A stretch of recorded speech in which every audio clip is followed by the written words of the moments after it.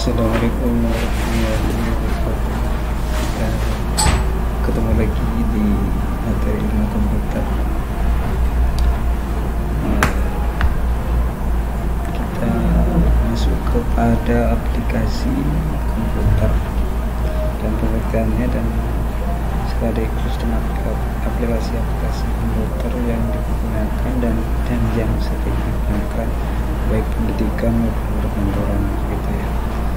Di pertemuan kali ini akan membahas tentang aplikasi komputer.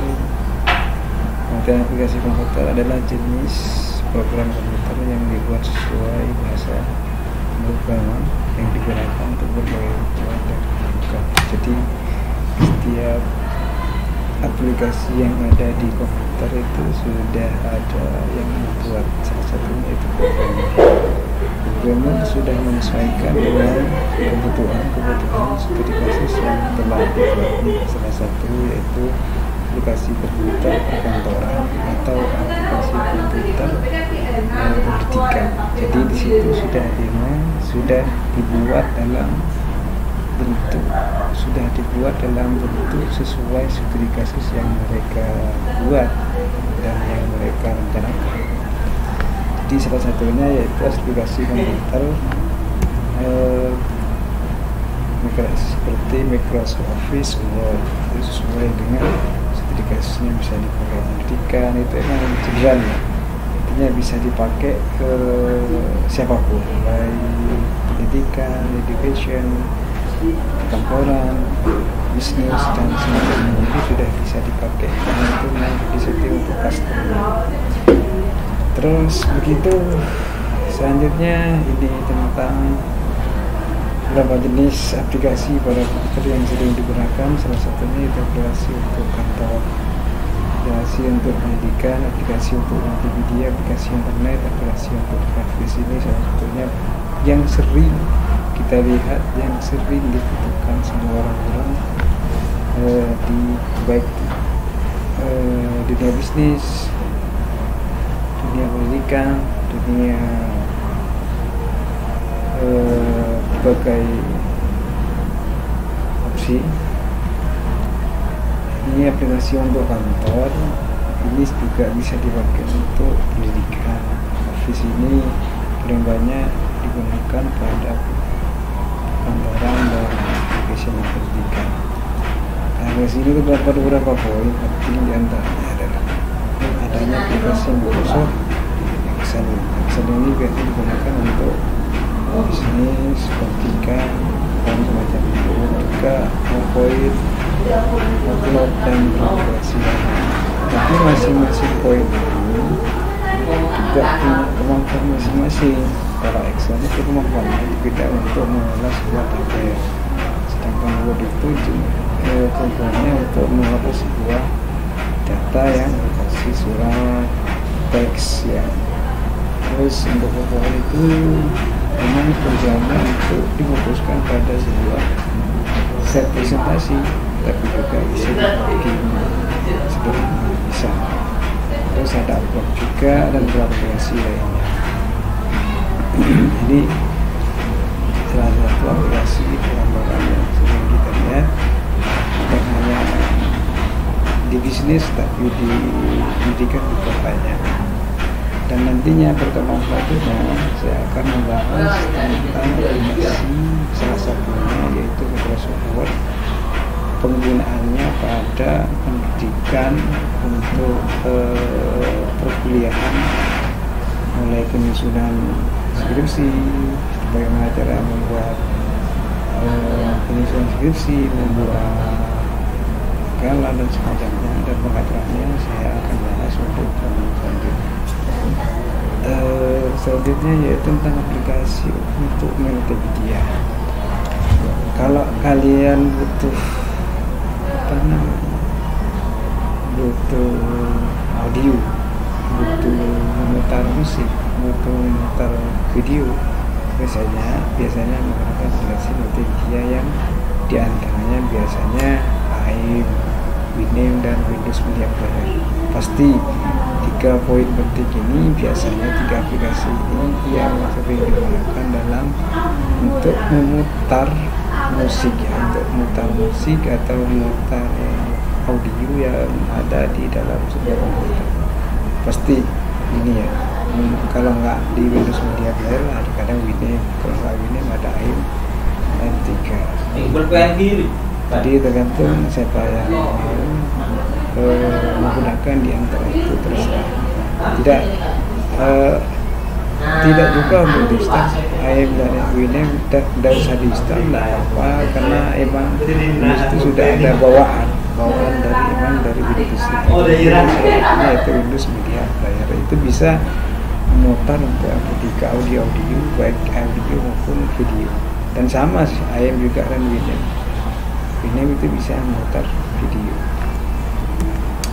Aplikasi untuk pendidikan, beberapa aplikasi yang digunakan untuk pendidikan di antaranya itu Drill, Prestige, Computer Management Information atau yang sering dikenal dengan JAM.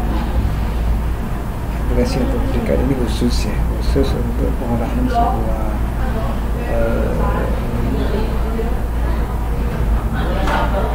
aplikasi matematika biasanya menggunakan Drill dan Prestige. Oh, saya dari Moro ya. Banyak juga sih, bukan hanya Drillan Prestige yang belum melihat kan, berapa melihat saya lah. Tapi banyak sih yang digunakan. Cuman paling banyak digunakan itu juga di Face. Apa saya mau biasa sih, saya di saya berarti ya. Data di komputer itu biasanya menggunakan kebanyakan Office. Terus selanjutnya aplikasi internet, beberapa aplikasi internet antaranya Yahoo, Messenger, Explorer, Mozilla, Firefox, dan beberapa aplikasi lainnya. Jadi biasanya kalau kalian mau internetan pasti membuka namanya itu ya, yang Messenger, Internet Explorer atau Mozilla Firefox, Chrome, Opera, dan semacamnya.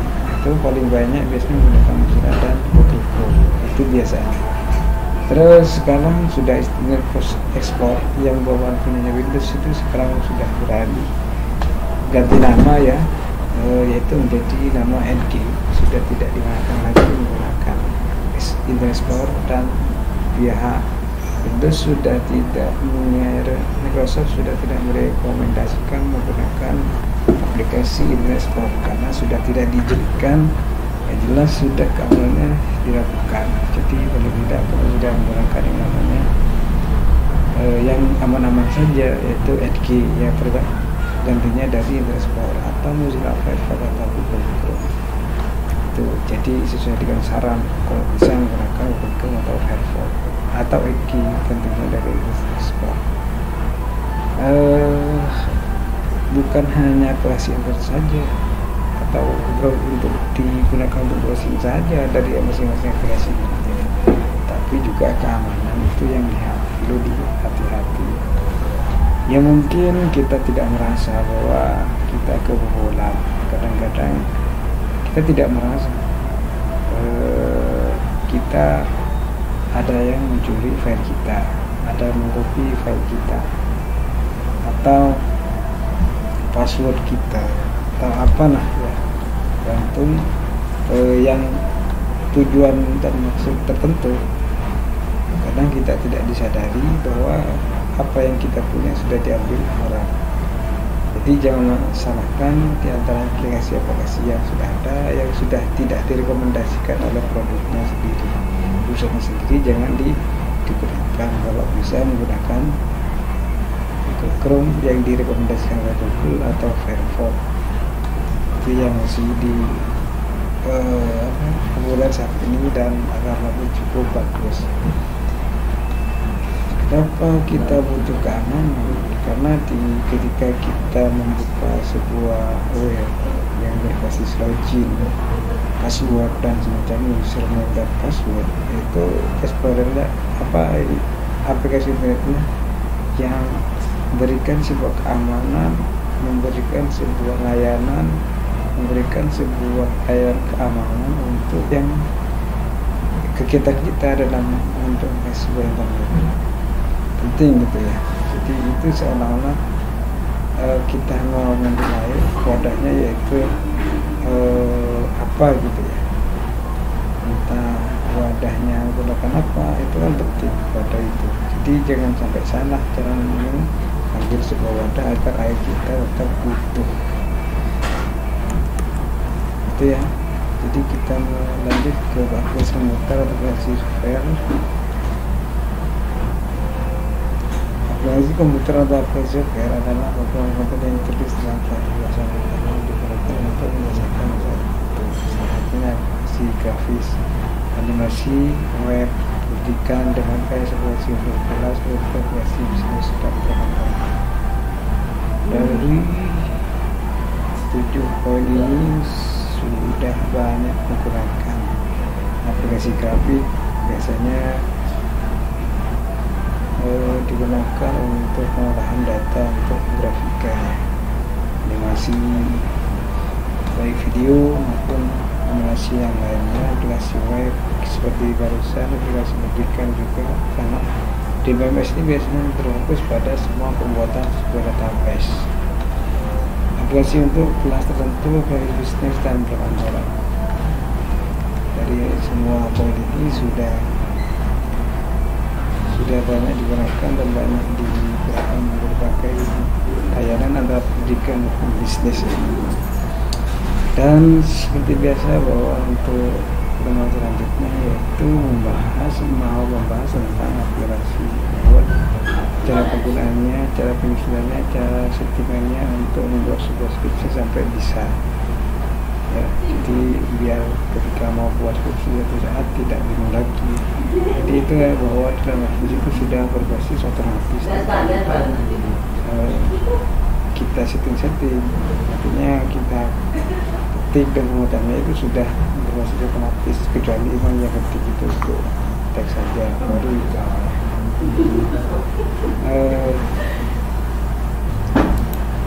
Sekian ya dari kali ini. Mungkin ada pertanyaan silahkan bisa komen di saya atau di Google Classroom, bisa share linknya di situ. Apa sih yang enggak buat sampean? Sekian untuk pertemuan kali ini, kita dari awal sampai akhir. Sekian kita materi kali ini. Saya akhiri. Assalamualaikum warahmatullahi wabarakatuh. Jangan lupa doa